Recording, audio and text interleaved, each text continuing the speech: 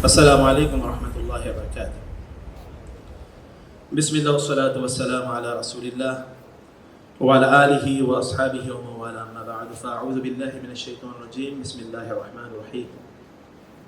قل إن كنتم تحبون الله فاتبعوني يحببكم الله ويغفر لكم ذنوبكم والله غفور رحيم. وقال النبي صلى الله عليه وسلم: بعثت بين يدي الساعة بالسيف وجعل رزقي تحت ظل رمحي وجعلت الذلة والصغار على من خالف أمري ومن تشبه بقوم فهو منهم. আল্লাহ সুবহানাহু ওয়া তাআলার শুকর আদায় করছি এই যুগান্তকারী আয়োজনে আমরা অংশগ্রহণ করতে পেরেছি। এই কারণে রেভলিউশন আফটার রেভলিউশন, বিপ্লবের পর বিপ্লব। It has not happened in the history of the University of Dhaka in the past, and now it is happening, and hopefully it will continue inshallah in future. আল্লাহ তাআলার কাছে সেটি প্রত্যাশা করছি। রাসূলুল্লাহ সাল্লাল্লাহু আলাইহি ওয়াসাল্লামের প্রতি ভালোবাসা বিভিন্ন সময়ে বিভিন্ন জন বিভিন্নভাবে দেখিয়েছে। আজকের এই যে আয়োজন ঢাকা বিশ্ববিদ্যালয়ের এই টিএসসির এই অডিটোরিয়ামে, it is also a manifestation of our love for our beloved Prophet sallallahu alaihi wasallam. তার প্রতি কেবল মানুষ ভালোবাসা দেখিয়েছে এরকম নয়, তার প্রতি সবকিছু ভালোবাসা দেখিয়েছে। ইবনুল জাওজি রাহিমাহুল্লাহ এই জন্য বলেন, ফাহান্না ইলাইহিল জিজু ওয়া কাল্লামাহু যিবু ওয়া সাব্বাহা ফি কাফফিহি আল হাসা ওয়া তাজালজালা লাহু আল জাবালু কুল্লুন কান্না আন শাওকিহি বিলিসানিহি।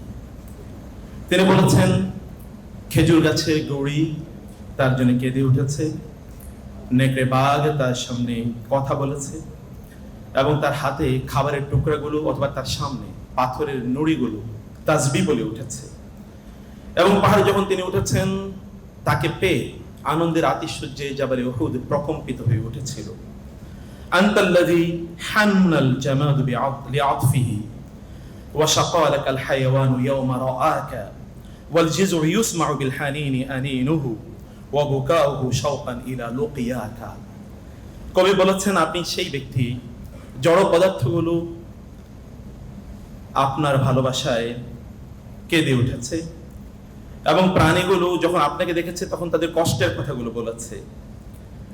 খেজুর গাছের গড়ি আপনার বিয়োগে কেঁদে উঠেছে যখন সে বুঝেছে যে আপনি আর তাকে আগের মতো করে সেই সংস্পর্শ প্রদান করবেন না। আজ আমরা এমন একজন ব্যক্তিত্ব নিয়ে আলোচনা করতে এসেছি এখানে। আলোচনার মধ্যে আল্লাহ সুবহানাহু ওয়া তাআলা বারাকা দান করুন। শত্রু এবং বন্ধু নির্বিশেষে সবাই তার প্রশংসায় পঞ্চমুখ। Most probably he is the only man in the history of humanity who has created so much revolution and vibration which is unmatchable to anyone and incomparable to anyone. এটা ভাবাই যায় না। তিনি যে ভাইব্রেশন তৈরি করেছেন মানব জীবনে, মানব ইতিহাসে তিনি যে মুভমেন্ট তৈরি করেছেন। বদর যুদ্ধের ঠিক প্রাক্কালে আবু জাহেলের কাছে নির্জনে নিবৃত একজন ব্যক্তি আসলেন এবং বললেন, ইয়া আবু জাহল, আবু জাহল, আপনি এবং আমি এখানে একা, আর কেউ নাই। আপনি আখবিরনি আন হাদার রাজুল, প্লিজ এই ব্যক্তি সম্পর্কে আপনার মূল্যায়নটা বলুন তো। আবু জাহল তাকে দেখলো যে কেউ নাই। আবু জাহল বলল, হি ইজ রিয়েলি অ্যামেজিং, তিনি আসলে অ্যামেজিং। নেভার টেলস লাই, নেভার হার্টস, নেভার চিটস। তিনি কখনো মিথ্যা কথা বলেন না, কাউকে ধোঁকা দেন না, কাউকে তিনি কষ্ট দেন না। Really an amazing being he is, amazing man তিনি। আবু জাহলের কথা বলেছে, শুধু তাই না, এ কথা অনেকেই বলেছে। নাসাবুন আদা আমুদাহু, নাসাবুন আদা আমুদুহু ফি রিফআতিন কাসসুবহি ফিহি তারাফফু ওয়া দিয়াউ ওয়া শামাইলু শাহিদাল আদু বিফadliha ওয়াল ফাদলু মা শাহিদাত বিহিল আ'দাউ ওয়া ইযা আবাসতা ফাসারিমুন ওয়া মানিয়াতুন ওয়া ইযা ইবতাসামতা ফামাউইদুন ওয়া আতাউ। কবি বলেছেন, তিনি এমন উচ্চ বংশ, এমন সম্মানিত বংশে জন্ম নিয়েছেন যে বংশের মর্যাদার খুঁটিগুলো অনেক উপরে উচ্ছ্বসিত, যেন ভোরের আলো, এটি অনেক উঁচুতে এবং সবাইকে সমানভাবে আলো দিয়ে যায়। তার জীবনী এতটা স্নিগ্ধ এবং আতর সমৃদ্ধ যে শত্রুরা পর্যন্ত তা স্বীকার করতে হয়েছে। আর শত্রুরা যার পক্ষে কথা বলে তিনি তো প্রকৃত মর্যাদার অধিকারী, শত্রুও তার বিপক্ষে কথা বলতে পারে না, কোনো পয়েন্ট খুঁজে পায় না। যখন তিনি কাঁদেন অথবা একটু ভ্রুকুণ্ঠিত করেন, তখন that will be damaging for others. যার দিকে তিনি ভ্রুকুণ্ঠিত করেছেন তার জন্য এটা শেষ। ওয়াইজাম তাসামতা ফামাউইদুন ওয়া আতাউ। আর তিনি যদি একবার হেসে ওঠেন তাহলে বুঝতে হবে যে he is going to give us huge blessings. এমনিতেই যখন পুরুষরা হাসে তখন নারীরা সেখান থেকে তারা পজিটিভ মেসেজ নেয়। গত রাতে আমি যখন বাসায় ঢুকলাম, আমার মেজো মেয়ে আসলো, আমি বললাম আম্মু কেমন আছো? তখন এসে বললো বাবা আজকে শর্মা খাবো। আমি বুঝলাম নারীরা, বোনেরা এখানে আছেন, মা হোক, স্ত্রী হোক বা মেয়ে হোক, তারা দেখে যে পুরুষরা কখন হাসে। রাসূল সাল্লাল্লাহু ঘরে গেলেন, আয়েশা রাদিয়াল্লাহু তাআলা আনহাকে দেখে হেসে দিলেন। আয়েশা বুঝলেন যে সময় হয়েছে, কিছু চাওয়া দরকার।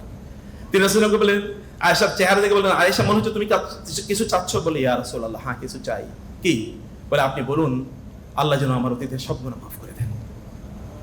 তিনি বলেন আল্লাহুম্মা গফির আয়েশা মা তাকাদ্দামাত মিন যামবিহি মা তাকাদ্দামা মিন যামবিহি ওয়া মা তাআখার।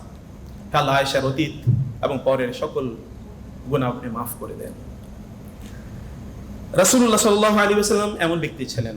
রবীন্দ্রনাথ যখন নোবেল প্রাইজ পেয়েছিলেন, তিনি ফিরে আসছিলেন ফ্রান্স থেকে জাহাজে। বিশ্বের সকল সাংবাদিকরা তাকে বললেন আপনার মতো এরকম জেনিয়াস যে ধর্মে জন্মগ্রহণ করেছে, সেই ধর্ম ইন্ডিয়ান সাবকন্টিনেন্ট থেকে বাইরে যাচ্ছে না কেন? তিনি বললেন, it could not fare well because it had no personalities to set up a practical example and to attract and inspire the human beings.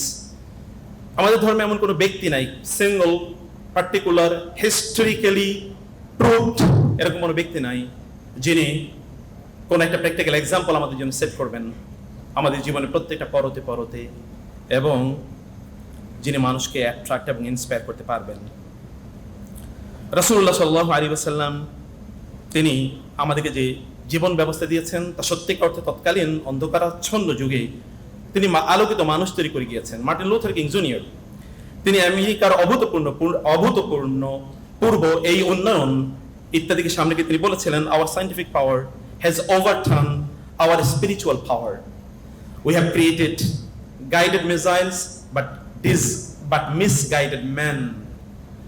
আমাদের এই বিজ্ঞানের উন্নয়ন আমাদের সত্যিকার আধ্যাত্মিকতাকে ধ্বংস করে দিয়েছে। আমরা একেবারে লক্ষ্যে পৌঁছবে এরকম মিসাইলস, ক্ষেপণাস্ত্র তৈরি করতে পেরেছি, কিন্তু আমরা লক্ষ্যভ্রষ্ট মানুষ তৈরি করে ফেলেছি। আমাদের মানুষের কোনো লক্ষ্য নাই, পথভ্রষ্ট পথচ্যুত মানুষ আমরা তৈরি করেছি।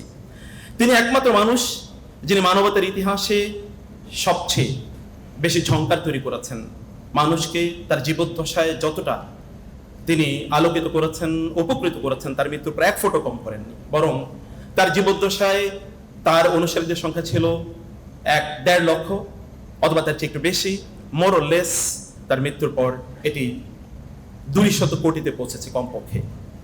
কেবলমাত্র 2023 সনে ইউরোপে জেনুইনলি রেভার্টের সংখ্যা ছিল more than 300,000। এটা রেকর্ডেড, রেজিস্টার্ড। এর বাইরে যারা আছে তাদের তো আমরা নামই জানি না। এবং এই কারণে as per the predictions of those of the sociologists, this Islam will become the largest religion and the majority in the European continent by 2050. 2050 এর মধ্যে ইসলাম সেখানকার মেজরিটিতে পরিণত হবে। তারা বলেছেন আপনার হাতে আজকে যে ঘড়িটি, আপনি যে মোবাইলটি নিয়ে কাজ করছেন, ভাষা যে কম্পিউটারটি নিয়ে আপনি কাজ করেন, আপনি যে উড়োজাহাজে উড়ে বিভিন্ন জায়গায় যান, এমনকি কম্পিউটারে আপনি যে জেরো ইত্যাদি ব্যবহার করেন, অথবা আপনি যদি আধুনিক এই বৈষম্য বিরোধী আন্দোলনে যারা নিহত হয়েছে বা আহত হয়েছে তাদের চিকিৎসার জন্য যে আপনি মেডিকেল কলেজগুলোতে ঘুরে যান, এগুলো সবকিছুর গোড়াপতন তার আদর্শে যারা উজ্জীবিত হয়েছে, তার কথাগুলো যারা শুনেছিল তারাই করেছে। গোটা মানবতা তার কাছে ব্যাপকভাবে তার কাছে ঋণী এবং কৃতজ্ঞ। যার বিয়োগে কেঁদে উঠেছেন খেজুর গাছের গুড়ি, যেটা আমরা বলেছি ইবনে আব্বাস রাদিয়াল্লাহু তাআলা তিনি বলেছেন, রাসূল সাল্লাল্লাহু আলাইহি ওয়াসাল্লাম তিনি মিম্বরে একটি গাছের আপনার গুড়ির উপর তিনি খুতবা দিতেন। সুহাইব রাদিয়াল্লাহু তাআলা আনহু তিনি আসলেন এবং বললেন রাসূলুল্লাহ সাল্লাল্লাহু আলাইহি ওয়াসাল্লামকে, এখন এটি উসতুওয়ানা আল হান্নানা নামে পরিচিত। তিনি এসে বলেন, ইয়া রাসূল, আমরা আপনার জন্য একটা মেম্বার তৈরি করে দিই। একটা মেম্বার তৈরি করে দেওয়া হলো। এরপরের দিন তিনি সেই মেম্বারে উঠলেন, তিনি জুমার খুতবা দেবেন। মধ্যখানে তিনি প্রকম্পন শুনতে পেলেন, যেন মসজিদ এরকম প্রকম্পিত হচ্ছে, ইট ওয়াজ ভাইব্রেটিং। এবং তিনি কান্নার আওয়াজ শুনছিলেন, মনে হচ্ছে 10 মাসী গর্ভবতী একটা উট কাঁদছে। তিনি বুঝলেন কি হয়েছে। তিনি তার খুতবা থামিয়ে তিনি গেলেন ওই গাছের গড়িটির কাছে, তিনি গেলেন, তাকে তিনি জড়িয়ে ধরলেন এবং তিনি বললেন, আমা ওয়াল্লাযী নাফসু মুহাম্মাদিন বিয়াদিহি লাউ লাম আলতাজিমহু লামা যালা হাকাযা ইলা ইয়াউমিল কিয়ামাতি হুজনান আলা ফিরাকি রাসূলিল্লাহি সাল্লাল্লাহু আলাইহি ওয়াসাল্লাম ফাআমারা বিহি রাসূলুল্লাহ সাল্লাল্লাহু আলাইহি ওয়াসাল্লাম হাত্তা দুফিনা। রাসূলুল্লাহ সাল্লাল্লাহু আলাইহি ওয়াসাল্লাম তাকে গিয়ে জড়িয়ে ধরলেন গাছের টুকরাটিকে, এবং জড়িয়ে ধরার পর তার কান্না থেমে গেল। তিনি ফিরে আসলেন, খুতবা দিলেন। খুতবা তিনি বললেন, আল্লাহর কসম করে বলছি, যার হাতে আমার প্রাণ, আমি যদি এটাকে জড়িয়ে না ধরতাম, কিয়ামত পর্যন্ত এটি কেবল এভাবে কাঁদতেই থাকতো। হুজনা আলা ফিরাকি রাসূলিল্লাহ সাল্লাল্লাহু আলাইহি ওয়াসাল্লাম, because of the fear of the departure of the Prophet sallallahu alaihi wasallam from its proximity, its closeness. রাসূলুল্লাহ যে তাকে স্পর্শ করবে না, এই ব্যথায় সে কেঁদে উঠেছে। তাই কিছুক্ষণ না দেখলে সাহাবায়ে কেরাম রাদিয়াল্লাহু তাআলা আনহুম তারা অস্থির হয়ে যেতেন। আমি drifting a little bit away from my assigned content, assigned topic, আমি একটু কয়েকটা জিনিস একটু আপনাদের দৃষ্টি আকর্ষণ করতে চাই। রাসূলুল্লাহ সাল্লাল্লাহু আলাইহি ওয়াসাল্লাম কে না দেখলে সাহাবায়ে কেরামরা কেঁদে উঠতেন, তারা অস্থির হয়ে যেতেন। তার কৃতদাস, তার আজাদকৃত কৃতদাস সাওবান রাদিয়াল্লাহু তাআলা আনহু, তিনি একবার আসলেন, ওয়াকাদ তাগায়্যারা লাউনুহু, তার চেহারা মলিন হয়ে গিয়েছে। ওয়াকাদ নাহিলা জিসমুহু, তার শরীর জীর্ণ শীর্ণ হয়ে গিয়েছে। ইউরাফু ফি ওয়াজহি আল হুসন, তার চেহারায় কেবলমাত্র দুশ্চিন্তা, টেনশন। রাসূল তাকে বললেন, ইয়া সাওবান মা গায়্যারা লাউনাকা, সাওবান এরকম বিপন্ন হয়ে গিয়েছো কেন তুমি? তিনি বললেন, ইয়া রাসূলুল্লাহ মা বিহি ওয়াজাউন ওয়ালা দুররুন। রাসূল সাল্লাল্লাহু আলাইহি ওয়াসাল্লামকে বললেন, আমার কোনো শরীরে কোনো ব্যথা নাই, অথবা আমার কোনো অসুস্থতা কিছুই নাই ইয়া রাসূলুল্লাহ, গায়রা আন্নী ইজলাম আরাকা ইশতাকতু ইলাইক, যদি আমি আপনাকে না দেখি তখন আমি দৌড়ে আসি একটু আপনাকে দেখার জন্য। অনেকক্ষণ না দেখলে আমি দৌড়ে আসি আপনাকে দেখে। আমার কষ্ট হলে আমি দৌড়ে আসি, আপনার চেহারা দেখলে আমার কষ্ট দূর হয়ে যায়। কিন্তু হঠাৎ করে গত রাতে আমি চিন্তা করলাম, আপনি যখন মারা যাবেন আপনি জান্নাতের শ্রেষ্ঠতম জায়গায় থাকবেন। আমি যদি মারা যাই, ওয়াইন দাখালতুল জান্নাহ, আমি যদি জান্নাতে যাই তাহলে আপনি কোথায় আর আমি কোথায়? দুনিয়ায় আপনাকে দেখলাম, কিন্তু জান্নাতেও আমি আপনাকে দেখতে পাবো। তখন থেকে আমি আর কিছু বলতে, আমি খেতে পারছি না, ঘুমাতে পারছি না, ইয়া রাসূলুল্লাহ। হবে কি? কোরআন আল্লাহ সুবহানাহু ওয়া তাআলা আয়াত নাযিল করে দিলেন সাওবানের পক্ষে, ওয়া ইউতি'িল্লাহু ওয়া রাসূল ফাউলাইকা মা'আল্লাযিনা আন'আমা আল্লাহু আলাইহিম মিনান নাবিয়্যিনা ওয়াস-সিদ্দীকিনা ওয়াশ-শুহাদা'i ওয়াস-সালিহিন। তিনি বলেছেন, আনতা মা মান আহবাবতা, you will be in the paradise with whom you love. তুমি যাকে ভালোবাসো জান্নাতে তুমি তার সাথে থাকবে। পৃথিবীতে কেউ কি এমন ভালোবাসা কোথাও দেখেছে? আমরা মাজনুন লায়লার তার মাজনুন কায়েস বিন আল মুলাওয়িহ নামে, যাকে মাজনুন বলে জানে লোকেরা, তার কথা আমরা জানি। তিনি তার একটা কথায়, তিনি যখন হজ করতে তার বাবা তাকে নিয়ে গেছেন, কারণ লায়লাকে ভুলতে পারে না। তখন মিনায় মসজিদুল খায়েফের এখানে কেউ একজন বলে, ইয়া লায়লা, তার মেয়েকে ডাকছিল। এটা লায়লার অনেকদিন দেখে না, তার লায়লার কথা স্মৃতি আর তার মনে পড়ে যায়। তখন তিনি আবার বেহুশ হয়ে গেলেন। হুঁশ ফিরে আসলে তিনি বললেন, ইযা বানা মান তাহওয়া ওয়াশাত্তা বিহিন নাওয়া ফাফুরকাতু মান তাহওয়া আহাররু মিনাল জামারি। তিনি বললেন, তুমি যাকে ভালোবাসো তাকে যদি তুমি না দেখো, তাইলে এটা তুমি যে জ্বলন্ত অঙ্গার হাতে নেওয়ার চেয়ে অনেক অনেক কঠিন তাকে দেখা। সাহাবায়ে কেরাম তার উপলব্ধি করেছেন এবং এটা তারা অনুভব করেছেন। মানব ইতিহাসে আল্লাহ সুবহানাহু ওয়া তাআলা সূর্য করে পাঠিয়েছেন। ইন্টারেস্টিংলি আল্লাহ তাআলা কোরআনে তাকেও সূর্য বলেছেন এবং সূর্যকেও সূর্য বলেছেন। তিনি বলেছেন, ওয়াজআলনা সিরাজাম ওয়াহাজা, তিনি বলেছেন, ইয়া আইয়ুহান নাবিয়্যু ইন্না আরসালনাকা শাহিদান ওয়া মুবাশশিরান ওয়া নাযীরা ওয়া দাঈয়ান ইলাল্লাহি বিইذনিহি ওয়া সিরাজাম মুনীরা। আমি আপনাকে সিরাজ হিসেবে পাঠিয়েছি। আশারা যারা সেই কারণে বলেছেন, লানা শামসুন ওয়ালিল আফাকি শামসুন ওয়া শামসি খায়রুম মিন শামসিল সামাই ফাইন্না শামসা তাতলুউ বা'দা ফাজরিন ওয়া শামসি তাতলুউ ওয়া শামসি তুআলিউন বা'দাল ইশাই। আমার একটা সূর্য আছে, দিগন্তের একটা সূর্য আছে। দিগন্তের সূর্য সকালবেলা উদিত হয়, আমার সূর্য 24 ঘন্টায় আলো দিয়ে যায়। Rather I say that his light is enlightening us and illuminating us even after his departure 24/7 by 30। এক মুহূর্তের জন্য সে আলো থেকে আমরা বঞ্চিত নই, বরং ফাল হায়াউ ফি জিলালিহি নূরুন ওয়া হায়াউ ওয়া আরদুন লা তারতাওয়ি বিহাদিহি কবরুন ওয়া ফানাউ। যদি তার আলো না থাকে তাহলে পৃথিবী একটা অন্ধকারাচ্ছন্ন কবরে পরিণত হয়ে যেতে হয়। অতএব তার আলো এরকম আমাদের জন্য প্রচন্ড জরুরি। তার শারীরিক সৌন্দর্যের কথা কি বলবেন? তাহলে উম্মে মাবাদের কথাগুলো একটু শুনুন। সেই নারী রাসূল সাল্লাল্লাহু আলাইহি ওয়াসাল্লাম যখন মক্কা থেকে মদিনায় হিজরত করে যাচ্ছিলেন, যখন তিনি গার সার থেকে যখন সামনে গেলেন, তার খাদ্যের প্রয়োজন, একজন বৃদ্ধা নারীকে দেখলেন তাঁবু নিয়ে বসে আছে, তাকে বললেন আমাদেরকে একটু খাবার দাও, একটু দুধ দাও, কিছুই নাই। আমরা এই যে তোমার একটা বকরির ছানা, একটা বকরি, এই বকরিটা দুর্বল, অসুস্থ এবং বৃদ্ধ, এই কারণে বকরিটা রাখালের তার স্বামীর সাথে চারণ ভূমিতে যেতে পারলো না। তিনি বলেন আচ্ছা এই যে বকরি তো আছে, বলে এই বকরি দুধ দেন, তো যেতেই পারে না চারণ ভূমিতে, দুধ দেবে কোথেকে? বলে তুমি আমাকে অনুমতি দাও, আমি এখান থেকে দুধ দোহন করি। তেমন আচ্ছা ঠিক আছে। এই বৃদ্ধা হাসছিলেন, বলে কি, তিনি ওলানে গিয়ে একেবারে হাত দিলেন, এটা দুধে পরিপূর্ণ হয়ে গেল। প্রথম যে বালতিটি, দুধ ভর্তি বালতিটি তিনি এই উম্মে মাবাদকে দিলেন, তোমরা খাও, তোমার পরিবার পরিজন। আরেকবার তিনি হাত দেওয়ার পর আবার দুধে ভর্তি হয়ে গেল বালতি, এবং এই দুধ তিনি খেলেন, তার পরিবার তার সাথীদেরকে খাওয়ালেন, বাকিটা তিনি উম্মে মাবাদকে দিয়ে দিলেন। উম্মে মাবাদের স্বামী ফিরে আসলো, কি হয়েছে, একটু পরিবর্তন দেখতে পাচ্ছি, এক অ্যামেজিং লোক এসছে, কিরকম এইরকম। তিনি বললেন, উম্মে মাবাদ বলেন, রাআইতু রাজুলান যাহিরাল ওয়াদাআতি আবা লাজাল ওয়াজহি হাসানুল খুলকি। এরকম আমি লম্বা একটা আলোচনা, আমি জানি সময় খুবই কম, তো তিনি তার শারীরিক বর্ণনা দিলেন যে তিনি দেখতে কেমন। এই বর্ণনাটি কখনো যদি আপনাদের সুযোগ হয়, আমরা বলবো এটি আপনি কেবল পড়বেন। এই জন্য তার কবি হাসান বিন সাবিত বলেছেন, ওয়া আহসানু মিনকা মান লাম তারা কাত্তু আইনি ওয়া আজমালু মিনকা লাম তালিদিন নিসাউ খুলিকতা মুবাররাআন মিন কুল্লি আইবিন কাআন্নাকা খুলিকতা কামা তাশাউ। আপনার চেয়ে সুন্দর আমার চোখ কাউকে দেখে নাই, আপনার চেয়ে এরকম নিখুঁত মানুষ কোনো নারী কোনোদিন জন্ম দেয় নাই, কোনো মানুষকে জন্ম দেয় নাই। এবং তিনি বললেন, আপনি সকল ত্রুটি মুক্ত অবস্থায় জন্ম নিয়েছেন, মনে হচ্ছে যেন আপনি আপনার রবকে বলেছেন আপনি আমাকে এভাবে বানান, এবং আপনার নির্দেশনা মোতাবেক আপনার রব আপনাকে বানিয়ে নিয়েছে, মনে হচ্ছে যেন এরকম। সেই যে রাসূল সাল্লাল্লাহু আলাইহি ওয়াসাল্লাম, তিনি হেরার সেই অন্ধকার গুহায়, তিনি এই অন্ধকারাচ্ছন্ন আরবকে কিভাবে, মানুষকে কিভাবে আলোকিত করতে হয়, তিনি সেখানে গিয়েছেন। অন্ধকারের মধ্যে তিনি বসে আছেন রাত ভর, হঠাৎ করে আলোর বন্যা তার উপর আসলো, এসে বললো আলোর বন্যা ইকরা। তিনি বললেন, মা আনা বিকারি, আমি পড়তে পারি না, আমি তো পড়তে যাই না। তাকে দ্বিতীয়বার বলা হলো, তৃতীয়বার বলা হলো, তাকে বলা হলো ইকরা বিসমি রাব্বিকাল্লাযী খালাক। এবার তিনি বললেন ইকরা বিসমি রাব্বিকাল্লাযী খালাক। সেই যে আলোর বন্যা তার কাছ থেকে আসলো, আলোর মশাল নিয়ে অন্ধকার থেকে তিনি বের হলেন, গোটা পৃথিবীকে তিনি আলোকিত করে গেলেন। আজকের এই অডিটোরিয়ামও যে আলোর বন্যায় আমরা আলোকিত হয়েছি, এবং এখানকার আলোকিত লোকেরা কিন্তু সে আলো থেকেই, সেই যে মশাল, আলোর মশাল, সে আলো থেকে ধার করা আলো নিয়ে আজকে আমরা এখানেও আলোকিত হয়েছি, বা আমরা এখানে যারা আছি তারা আলোকিত হওয়ার চেষ্টা করছি। মানব ইতিহাসের সবচেয়ে অন্ধকারাচ্ছন্ন সময়টিকে কিভাবে তিনি এইরকম সবচেয়ে আলোকিত সমাজে তিনি পরিণত করেছেন। যদি আপনি ওয়াহাব ইবনে মুনাব্বিহ বা এরকম যারা মুসলিম স্কলার এবং অমুসলিমদের কথা যদি আপনি একবার পড়েন, তাহলে দেখবেন যে কিভাবে তিনি সেটি করেছেন। কবি বলেছেন, রব্বাকা রব্বুকা জাল্লা মান রব্বাকা ওয়া রাআকা ফি কানফিল হুদা ওয়া হামাকা সুবহানাহু আ'তাকা ফাদাইলা ওয়া লাম ইউতিহা ফিল আলামিনা সিওয়াকা। যিনি আপনাকে প্রতিপালন করেছেন তিনি কি মর্যাদা সম্পন্ন, তিনি হেদায়েতের উপর আপনাকে প্রতিপালনা করেছেন, এবং তিনি আপনাকে রক্ষা করেছেন তৎকালীন অন্ধকারাচ্ছন্ন ওয়ার্ল্ডের সকল ধরনের কলুষ থেকে তিনি আপনাকে রক্ষা করেছেন। সেই মহান সত্তা কত না সম্মানিত, যিনি আপনাকে মর্যাদার ফায়দা ফাদাইলিন, মর্যাদার বন্যা আপনার উপর বসিয়ে দিয়েছেন। লাম ইউতিহা ফিল আলামিনা সিওয়াকা, আপনাকে ছাড়া পৃথিবীর আর কাউকে তিনি এতটা মর্যাদা প্রদান করেন নাই। সাওয়াকা ফি খুলুকিন আযীমিন ওয়ারতাকা ফিকাল জামালু ফাজাল্লা মান সাওয়াকা, আপনাকে তিনি সর্বোত্তম চরিত্র দিয়ে তিনি নির্মাণ করেছেন, এবং আপনার মধ্যে সৌন্দর্য সবকিছুর সন্নিবেশ ঘটেছে।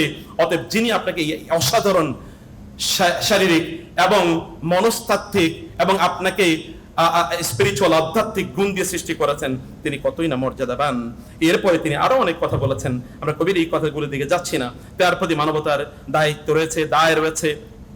মানব জাতিকে তিনি একা যা দিয়েছেন, গোটা মানব জাতি যদি চিন্তা করে যে সকলে মিলে তারা মানব জাতির জন্য যা করেছে, তিনি একা মানব জাতির জন্য তার চেয়ে অনেক অনেক বেশি করেছেন। ওয়াহাব বিন মুনাব্বিহের একটি কথাকে বলে আমি একটু কোট করি। তিনি বলেছেন, ক্বরাআতু 71 কিতাবান ফাওয়াজাদতু ফি জামিইহা আন্নাল্লাহ আযজা ওয়া জাল্লা লাম ইউতি জামিআন নাস মিন বাদইদ দুনিয়া ইলা ইনকিদাইহা মিনাল আকলি ফি জামবি আকলি মুহাম্মাদিন সাল্লাল্লাহু আলাইহি ওয়াসাল্লাম ইল্লা কাহাব্বাতি রামলিন মিন বাইনি রিমালি জামিইদ দুনিয়া। মুহাম্মদ সাল্লাল্লাহু আলাইহি ওয়াসাল্লামকে মানবতার শুরু থেকে, আদম থেকে শুরু করে কিয়ামত পর্যন্ত যত মানুষ আসবে, সকল মানুষকে আল্লাহ সুবহানাহু ওয়া তাআলা যে জ্ঞান, প্রজ্ঞা, বুদ্ধিমত্তা এবং তাদেরকে যেই উইজডম, নলেজ প্রদান করেছেন, এই সকল জ্ঞানকে যদি একত্রিত করা হয় আর মুহাম্মদের নলেজকে সাল্লাল্লাহু আলাইহি ওয়াসাল্লামকে যদি একত্রিত করা হয়, তাহলে মরুভূমির বিশাল বালুরাশির মাঝে একটা বালুর যেরকম কম্প্যারিজন মানে তুলনা, গোটা মানবতার নলেজ হলো একটা বালির মতো। আর এই গোটা যে মরুভূমির যে বালু আছে, বালি রাশি আছে, এই বালি রাশি হচ্ছে মুহাম্মদ রাসূলুল্লাহ সাল্লাল্লাহু আলাইহি ওয়াসাল্লামের জ্ঞানের তুলনা। এতটুকু এটা ওয়াহাব বিন মুনাব্বিহ বিখ্যাত সে তাবির কথা আপনারা বলেন। এবং তিনি আরো বলেছেন ওয়া আন্না মুহাম্মাদান সাল্লাল্লাহু আলাইহি ওয়াসাল্লাম আরজাহুন নাসি আকলান ওয়া আফদালুহুম রা'য়ান। মুহাম্মদ সাল্লাল্লাহু আলাইহি ওয়াসাল্লাম তার প্রজ্ঞা অন্যদের কোনো কিছুকে রিজেক্ট করা যায়, কিন্তু he is the only man in the history of the humanity যার কোনো অংশ রিজেক্ট করা যায় না, ডিনাই করা যায় না।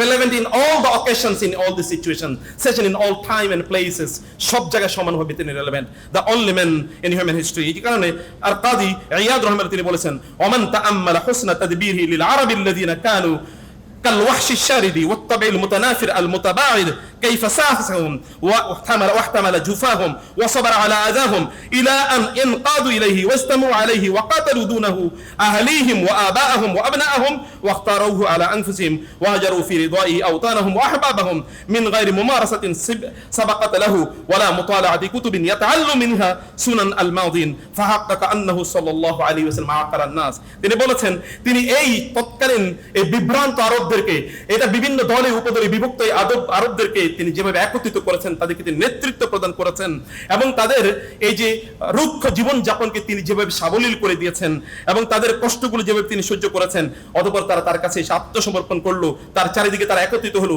তাদের জীবন, তাদের সম্পদ, তাদের পরিবার নিয়ে তারা যুদ্ধ করলো তার পক্ষে এসে। এইটা সবগুলো এরকম অসংখ্য ঘটনা উল্লেখ করে তিনি বললেন সবকিছু প্রমাণ করে মুহাম্মদুর রাসূলুল্লাহ সাল্লাল্লাহু আলাইহি ওয়াসাল্লাম is second two naan, is unparalleled. তার মতো এই পৃথিবী কেউ নাই। এরকম একটি অবস্থা রাসূলুল্লাহ সাল্লাল্লাহু আলাইহি ওয়াসাল্লামের কথা তিনি আলোচনা করতে গিয়ে তিনি এই বিষয়টি বলেছেন। সম্মানিত ভাইরা, আমি জানি দ্য টাইম ইজ ওভার, আমি আর 2-3 মিনিটের মধ্যে আপনাদেরকে কয়েকটি বিষয় একটু কেবল বলে আমি শেষ করে দেই। তিনি হচ্ছেন মানুষ সবাই তাকে অভূতপূর্ব ভালোবাসতো। এই ভালোবাসার কোনো তুলনা নাই, এই ভালোবাসার কোনো এর কোনো নমুনা বা এর কোনো নজির এই পৃথিবীর কোথাও নাই। এই জন্যে আলী ইবনে আবি তালিব রাদিয়াল্লাহু তাআলাকে প্রশ্ন করা হলো যে আপনার রাসূলকে কেমন ভালোবাসতেন? তিনি বলতেন কানা ওয়াল্লাহি আহাব্বু ইলাইনা মিন আমওয়ালিনা ওয়া আওলাদিনা ওয়া উম্মাহাতিনা ওয়া মিনাল মাইল বারিদি আলা যামাই। তিনি বলেন আমাদের পরিবার পরিজন, আমাদের পিতা মাতা, ভাই বোন, আত্মীয়স্বজন এবং আমাদের সন্তান স্ত্রী সবার চেয়ে তিনি আমাদের কাছে সবচেয়ে বেশি প্রিয় ছিলেন। এমনকি প্রচন্ড গরমের সময় যখন 1 ফোঁটা পানি একজন তৃষ্ণার্ত ব্যক্তির জীবনকে বাঁচাতে পারে, সেই সময় পানির প্রতি আমাদের যতটুকু ভালোবাসা তার চেয়ে অনেক অনেক বেশি ভালোবাসা ছিল রাসূলের প্রতি। এবং এই কারণে ওদের যুদ্ধের পরে যখন একজন নারী তার স্বামীকে হারিয়েছেন, তার ভাইকে হারিয়েছেন এবং তার বাবাকে হারিয়েছেন, তাকে যখন প্রশ্ন করা হলো যে তিনি যখন বললেন রাসূল কেমন আছেন, বলে তোমার স্বামী হারা গেছে, তোমার স্বামী, তোমার বাবা এবং তোমার ভাই মারা গেছে। তিনি বললেন রাসূল কাইফা বিকা রাসূল, রাসূলের স্বামীর অবস্থা কি? তখন তাকে বলা হলো যে তিনি ভালো আছেন, সুস্থ আছেন। তখন তিনি যে কথা বলেছিলেন কুল্লু মুসিবাতিন বা'দাকা জালালু, ইয়া রাসূলুল্লাহ আপনি বেঁচে আছেন, আমার পৃথিবীতে আর কি বিপদ হতে পারে? আপনি বেঁচে আছেন, এরপরে যত মুসিবত আছে সকল মুসিবত এগুলো সগীরা ছোট্ট জিনিস আমার কাছে। আপনি বেঁচে আছেন, that is the greatest achievement or that is the greatest expectation I might have. আমার জীবনের সবচেয়ে বড় প্রত্যাশা তো এইটুকুই। রাসূলুল্লাহ সাল্লাল্লাহু আলাইহি ওয়াসাল্লামকে যখন উরওয়া ইবনে মাসউদ আস-সাকাফি হুদাইবিয়ার সন্ধির সময় যখন গেলেন, তিনি দেখলেন যে অন্যান্যরা রাসূলের সাথে কেমন আচরণ করে। তিনি বললেন যে আমি আল্লাহর কসম এই কায়সা, কিসরার এবং নাজ্জাশী এদের দরবারে আমি গিয়ে দেখেছি সেখানে যারা আছে সেখানে কি করে, ওই সম্রাটের প্রতি অন্যদের আচরণ কি। কিন্তু মুহাম্মদ সাল্লাল্লাহু আলাইহি ওয়াসাল্লামের অনুসারীদের আমি যে আচরণ দেখলাম, তিনি যদি ওযু করেন তাহলে ওই পানির ফোঁটাটা বাকি ফোঁটাগুলো নেয়ার জন্য সাহাবীদের মধ্যে, তার অনুসারীদের মধ্যে যেই প্রতিযোগিতা দেখেছি এটা তো আমি ভাবতেও পারি না। তিনি কথা বলে প্রত্যেকে তার মাথা নিচু করে দেয়, তিনি আদেশ দিলে ছুটে যায় প্রত্যেকে সেটাকে পালন করার জন্য। I have never seen this scenario in my life, আমি কোথাও দেখিনি এরকম। এটা অ্যামেজিং একজন মানুষ তিনি। অতএব কুরাইশদেরকে তিনি বললেন তার বিরুদ্ধে যুদ্ধ করে তোমরা পারবে না। এ কারণে আমি যেই বিষয়টি আপনাদেরকে বলতে চাই সম্মানিত ভাইয়েরা এবং সম্মানিত বোনেরা, তার ফজিলা বলে তো শেষ করা যাবে না। হাসান বিন সাবিত তিনি বলেছেন মা ইন মাদাহতু মুহাম্মাদান বিমাকালাতি ওয়ালাকিন মাদাহতু মাকালাতি বিমুহাম্মাদি। মুহাম্মাদের কথা বলে সাল্লাল্লাহু আলাইহি ওয়াসাল্লাম আমি তার প্রশংসা করি তা ভাইবেন না, বরং আমি তার কথা বলে আমার কবিতাটাকে একটু প্রশংসিত করছি। আমার কবিতাটা যদি একটু উঠে, আমি রিসেন্টলি সর্বশেষ রাসূলের উপর একজন নন মুসলিম তার উপর জীবনী গ্রন্থ লিখলো। তিনি ওই গ্রন্থের ভূমিকায় তিনি বললেন আমি মুহাম্মদ সাল্লাল্লাহু আলাইহি ওয়াসাল্লামের জীবনী লিখে আমি তাকে আপনাদের কাছে পরিচিত করে দিতে চাই এরকম না, আমি একটু আপনাদের মাঝে পরিচিত হতে চাই, কারণ তার জীবনী যারা লিখেছে প্রত্যেকে এলিট হয়ে গেছে, আমি একটু এলিট ক্লাবের সদস্য হতে চাই। অর্থাৎ তাকে আপনাদের মাঝে পরিচিত করে দেবে এরকম nothing is here. He is the only man যার জন্য প্রতিদিন বই লেখা হয় এরকম কোনো ঘটনা নেই। Everyday some books or some research papers and articles are published or written, এগুলো তার উপর ভিত্তি করে। মানুষের জীবনে এমন কোনো অঙ্গন নাই যে অঙ্গনে তিনি সমানভাবে ভাইব্রেশন অথবা মুভমেন্ট তিনি তৈরি করেন নাই, এটা তিনি করেছেন। এবং মানবতার ইতিহাসে যে যুগান্তকারী যে রেভলিউশন তিনি তৈরি করেছেন, এই রেভলিউশন কেউ আর কোনোদিন তৈরি করতে পারে না, ভাবতেও পারে না। তার সাথে সম্পৃক্ত সবকিছুই বারাকাপূর্ণ, ব্লেসড। তার যদি আপনি জীবনের সাথে সম্পৃক্ত যা কিছু দেখেন, তার ব্যবহারের জিনিসগুলো, এমনকি তিনি যদি পানির মধ্যে হাত দেন তাহলে 1401 লোটা মাত্র পানি, 1400 লোকের পানির ব্যবস্থা হয়ে যায়। তিনি যদি খাদ্যের মধ্যে হাত দেন তাহলে 1600 লোক, একজন বা দুইজন বা তিনজনের খাবার, 1600 লোক সেই খাবার খেতে পারে। তিনি যদি মদিনায় যান, মক্কা পৃথিবীর উম্মুল কুরা ওয়া মাল হাওলাহা, আল্লাহ সুবহানাহু বলেছেন এটাকে সবচেয়ে মর্যাদাবান ওয়াহাজাল বালাদিল আমিন। মদিনায় যাওয়ার পর মদিনা এখন সবার কাছে সবচেয়ে বেশি প্রিয় হয়ে গেছে। তিনি যেখানে যান এটাই মানুষের কাছে সবচেয়ে প্রিয়।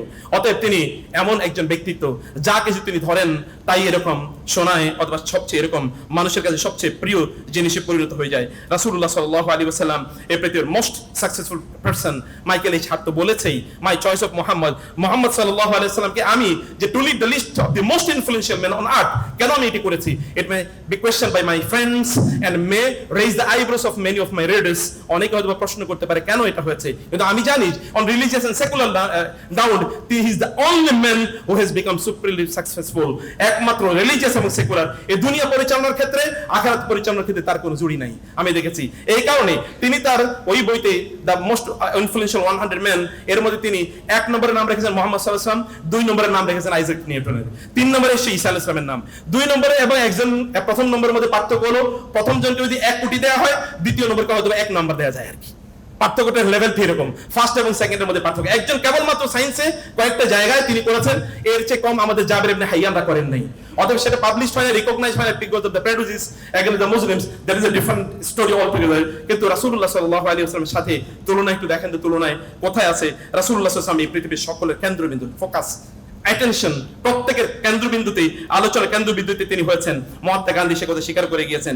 রাসূলুল্লাহ সাল্লাল্লাহু আলাইহি ওয়াসাল্লামের সবচেয়ে নিকটবর্তীরা তাকে সবচেয়ে বেশি ভালোবাসে। আমাদের নিকটবর্তীরা আমাকে সবচেয়ে বেশি। আপনি যদি, আমি ব্যক্তিগতভাবে বলি, এখানে ভালো লেকচার দিয়ে গেলাম, আমার ওয়াইফের বলেন আপনার স্বামী তো খুব অ্যামেজিং, বলবে আমি কাগজ দাও, আমি তার বিরুদ্ধে 1000টা অভিযোগ দিতে পারবো। এটা হচ্ছে আমাদের অ্যামেজিং ক্যারেক্টার। আর তার অ্যামেজিং, তার স্ত্রীরা কোনোদিন বলেন না ইয়া মুহাম্মদ, তারাও বলতে হয় ইয়া রাসূলুল্লাহ। তার ফুফু ইসলাম গ্রহণ করেছে, কোনোদিন বলেন না ইয়া মুহাম্মদ, এ আমার ভাতিজা, বলেন নাই, তিনি বলেছেন ইয়া রাসূলুল্লাহ। তার নিকটবর্তী তাকে ছেড়ে কোনোদিন যেতে চায় না। এর আগে আমরা বলেছি ইনঅ্যানিমেট থিংস কিভাবে তাকে ফেল করেছে। এবং প্রিয় ভাইরা, রাসূলুল্লাহ সাল্লাল্লাহু আলাইহি ওয়াসাল্লাম শত্রুরা তার কাছে এসে বন্ধু হয়ে যায়। ইকরামা ইবনে আবি জাহেল এসে বললেন, এখন থেকে ইয়া মুহাম্মদ সাল্লাল্লাহু আলাইহি ওয়াসাল্লাম, আমি ইসলাম গ্রহণের আগে ইসলামের বিরুদ্ধে যত কথা বলেছি, এখন থেকে তার দ্বিগুণ ইসলামের পক্ষে বলবো। ইসলামের বিপক্ষে যত যুদ্ধ করেছি তার চেয়ে দ্বিগুণ যুদ্ধ করবো ইসলামের পক্ষে। ইসলামের বিপক্ষে যত অর্থ ব্যয় করেছি তার দ্বিগুণ এবার ইসলামের পক্ষে ব্যয় করবো। এবং তিনি যুদ্ধের ময়দানে শহীদ হন, ইকরামা আবু জাহেলের ছেলে। এটা পৃথিবীতে কেউ কোনোদিন এরকম কোনো অবস্থা দেখেন নাই। সোর্স অফ আরাবিয়ার বাইরেও তিনি তার অবদান কিভাবে রেখে গিয়েছেন সারা পৃথিবীতে, সেটি আমরা দেখতে পাই। আমি বলছি যে রাসূল সাল্লাল্লাহু আলাইহি ওয়াসাল্লামের যৌবনকাল, এটা তো একটা মহাসমুদ্র, এই আলোচনা করা যায় না, ওই আলোচনা এই সংক্ষিপ্ত সময় করা যায় না, এর মধ্যে স্লিপও চলে এসছে। তো আপনাদেরকে শুধু এর মধ্যে just my desire was to inspire you, মানে আমি I aspire to inspire before I expire. I aspire to inspire before I expire. মরে যাওয়ার পূর্বে আপনাদের কাছে, মানে মরে যাওয়া মানে, কারণ এখানে আমার ওই যে সালাতুল ইস্তিসকা পড়ানোর কথা ছিল। আপনারা জানেন যে এটাকে আমাকে প্রায় রাত্রে 12:15টার দিকে ফোন করে বললো, আপনি আগামীকাল এখানে আইসেন না, আপনি আসলে গ্যাঞ্জাম হবে, তখন আমরা দায়িত্ব নিতে পারবো না। তো ইট হ্যাপেন্ড। অতএব এটা আমাদের জন্য একটা বড় আলহামদুলিল্লাহ প্রাপ্তি। আমি এই বিশ্ববিদ্যালয়ের ছাত্র, আমার বন্ধুরা এখানে অনেকে প্রফেসর এবং স্যাররাও আছেন। তো আল্লাহ সুবহানাহু ওয়া তাআলা যেন এই আয়োজনটাকে দীর্ঘায়িত করেন। আমি সময় একটু বেশি নিয়ে নিয়েছি, সরি স্যার। Thank you. আচ্ছা ঠিক আছে, জাযাকুমুল্লাহ খায়র। আল্লাহ সবাইকে অনেক অনেক ভালো রাখুন। আল্লাহুম্মা আমিন। আসসালামু আলাইকুম ওয়া রাহমাতুল্লাহি ওয়া বারাকাতুহু।